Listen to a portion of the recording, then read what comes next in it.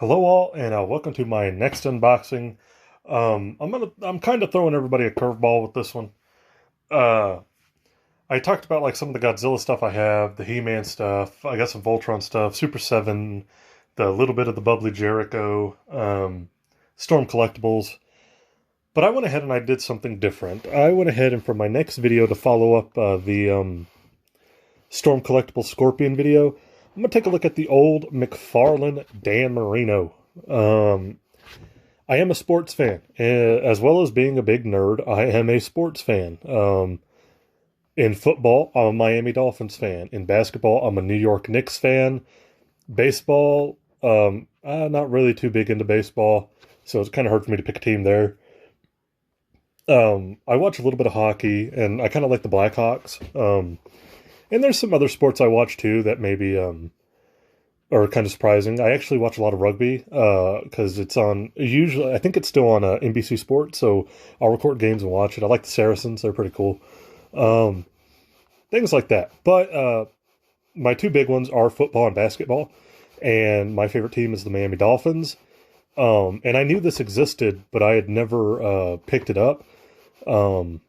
Until my brother found it and sent it to me. I thought he was just like, hey, I think you're going to like this. And he sent it to me. So that's fun.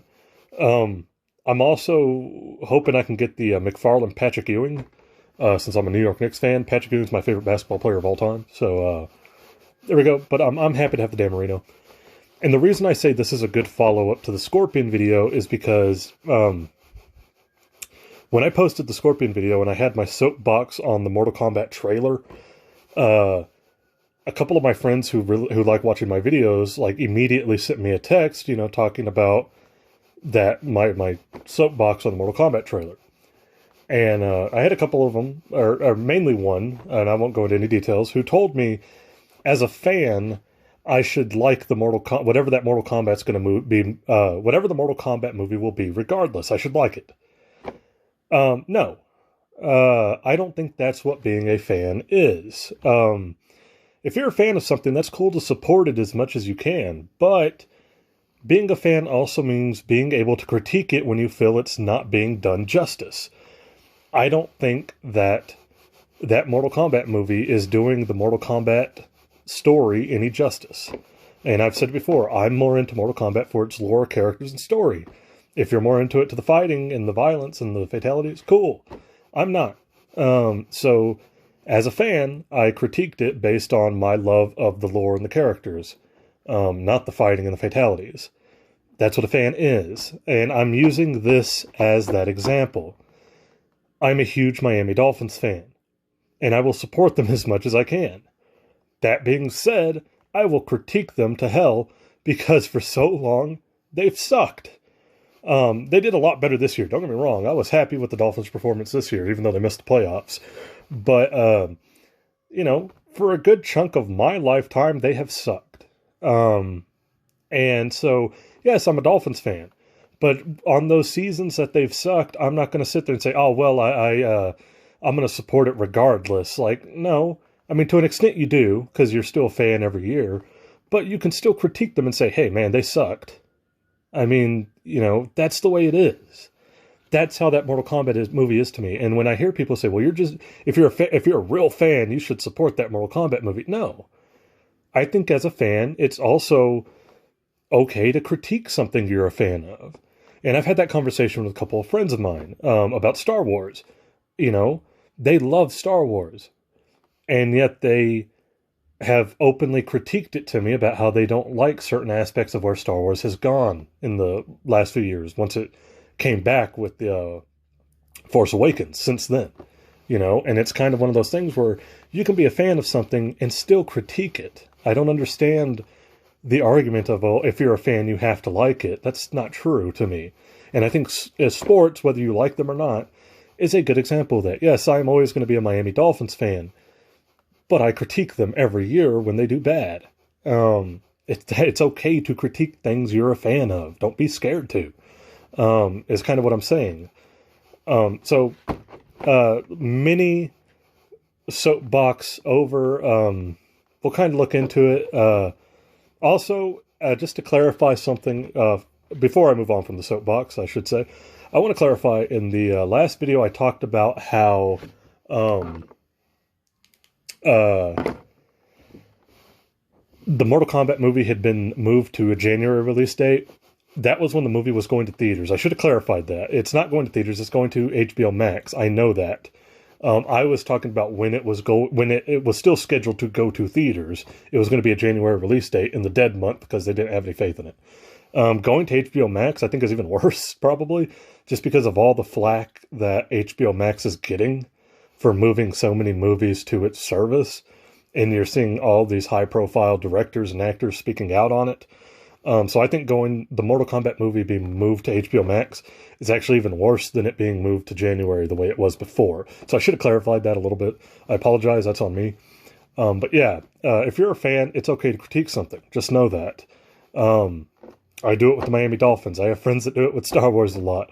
I've been doing it with the Knicks even more than the New York Knicks, even more than the Dolphins in my lifetime. So you can be a fan and still critique something. It's just a difference of opinion. You don't have to be a fan and like every little thing that comes out of that brand or something, and just blindly love it. So that's it. Enough of my mini soapbox. We're going to go ahead and get into this Dan Marino. I'm excited for this. Dan Marino is my favorite Dolphin. I became a Dolphins fan because of Ricky Williams. I will say that. In the early 2000s, when I was about, I want to say maybe 6 or 7. And I think he had just gotten to the Dolphins. And it was like that 01-02 season, I think, where he just looked cool. He had the visor and the dreadlocks, and Ricky Williams was running all over the place. Then as I got older, I kind of realized like how fun those early 2000 Dolphins teams were with Ricky Williams as your running back. You had Chris Chambers, Randy McMichael at tight end, Zach Thomas, Jason Taylor on defense. It was awesome. Junior Seau was there for like a couple seasons. And then, as I get older, I start going back into the history of Miami Dolphins, and you end up learning just how badass Dan Marino is. Yeah, he never won a Super Bowl. So what? I still love him. I'll just say it there.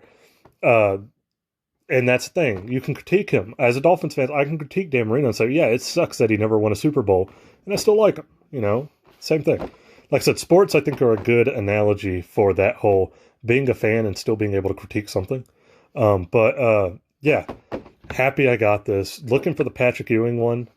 I've seen it on eBay, but it's a little pricey. So hopefully I can get a pretty good deal on one if I eventually find it. So being an old McFarlane, I have brought scissors because clamshells be damned. I am going to cut this thing open. So yeah, there he is. You got this little like kind of signature Legends thing here in the inside. There's the NFL logo. We got Dan Marino. You got stats here on the side. Then you got this set. Let's look at who's in this set, actually. I'm going to use the scissors as a pointer here. So we got John Elway. Interesting that he's in like the navy blue and orange. I think it'd be cool if he had been in the classic like light blue and orange Bronco colors. We got Roger Staubach. Like in a lot of people's minds, Captain America, basically, because he was in the Air Force and everything. We got Dan Marino. Earl Campbell, awesome. Houston Oilers style too, man. That's awesome. Bo Jackson, maybe not the NFL career people would have liked for him to have, but all around one of the greatest athletes ever. And then 2 different Reggie Whites. We got the old Eagles version, and then his later career with the Packers. That's pretty cool. I like that they have both there. And then of course we got Dan. So there you go. There's another little Dan Marino bio up here if you want to kind of take a look at that. And yeah, we are going to just kind of cut this open and see how he works. Like I said, clamshells be damned, I got scissors. I'm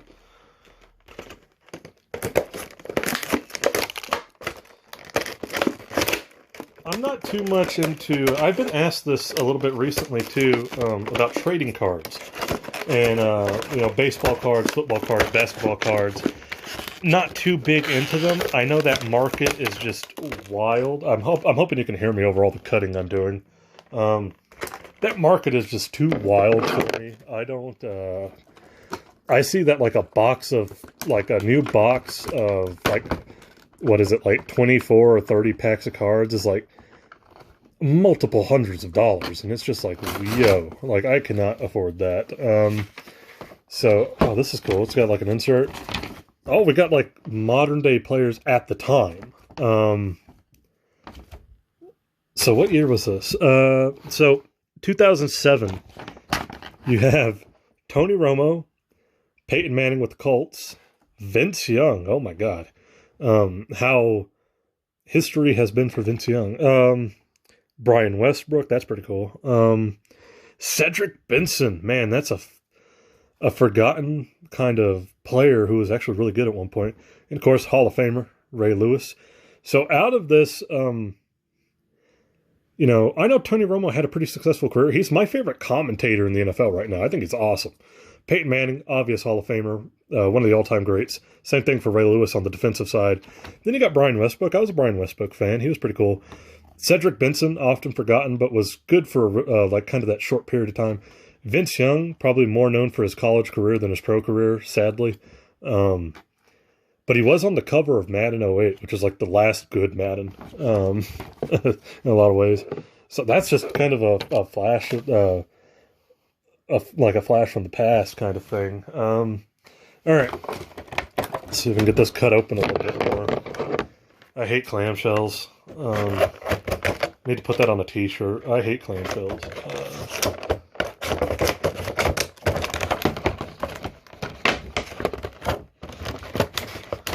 Like these old McFarlanes and then like the old NECAs, man. Like, oh. Okay, there we go. All right. I told you, clamshells be damned. I had scissors. So let's see what we have here. So yeah, there's that little autograph. Pretty sure that's not real. If it was, I can't imagine this being like the price that it is. It'd probably be worth way more if it was. Yeah, it's just like one of those printed ones. So this is kind of the stand that he goes on. It's like a actual football field. That's pretty cool. I like it. I like these old McFarlane sports toys that come with that. Like the NBA ones come with a piece of the court. So that's pretty cool. Let's see if we can cut these out of the Dan Marino here. Yep.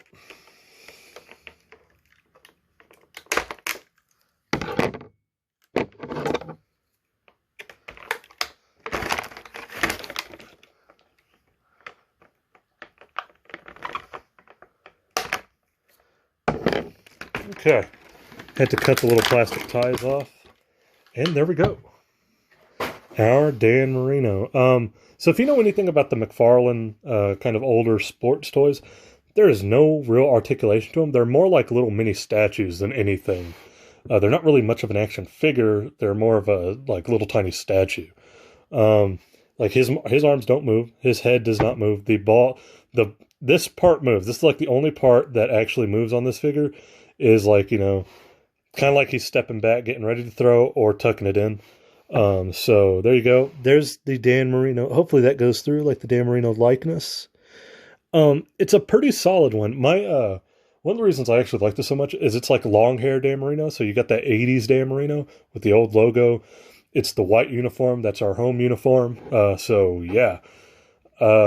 He's got the kind of like where he's been tackled. He's got that grit and grime, the dirt, the mud, all that jazz. There's the sneakers. Just a lot of great detail in these old, I should say, I'm not going to say all of them. I've seen some of the old McFarlane sports toys, and they look bad. There's like a Magic Johnson that, not Magic Johnson, it's like Bill Walton or somebody, and it looks like he's a putty patroller from the Power Rangers. Like he hasn't finished rendering in a video game yet. So some of those early McFarlanes do look really bad, but I like this one. This one looks really good.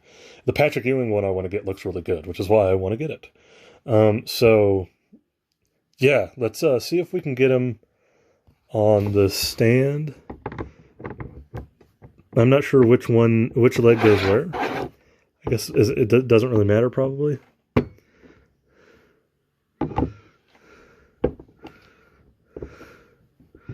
Oh, maybe it does. If I do it this way.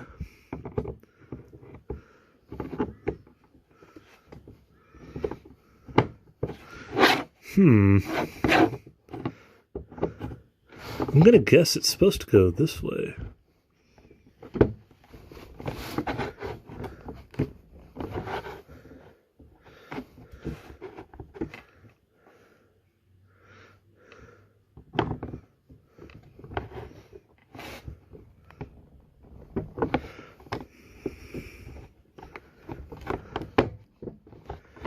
Okay, so there we go. He's kind of leaning. I don't want to break it, but he is not going into his pegs like he's supposed to.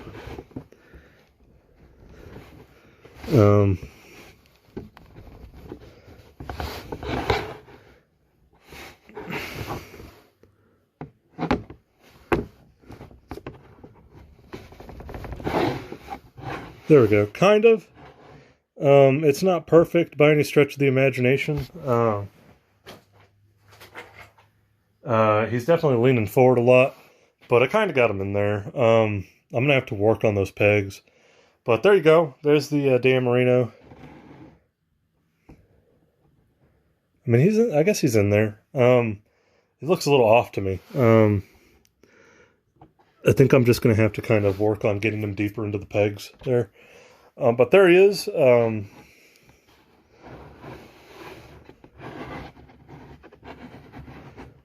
Yeah, I like it. I'm glad to have it. Nice. Just going to have to work on these pegs. Kind of go from there. But, yep, there is our Dan Marino, McFarlane Dan Marino.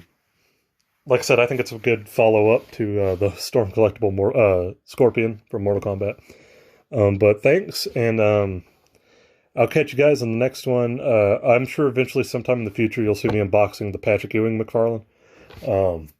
So I guess be on the lookout for that sometime in the future. And I'll go back to a more traditional kind of nerdy toy unboxing, I guess, in the next one. But if you like checking out the Dan Marino or my kind of actual love for sports as well, then cool, thank you, and I appreciate it. And I'll catch you guys in the next one.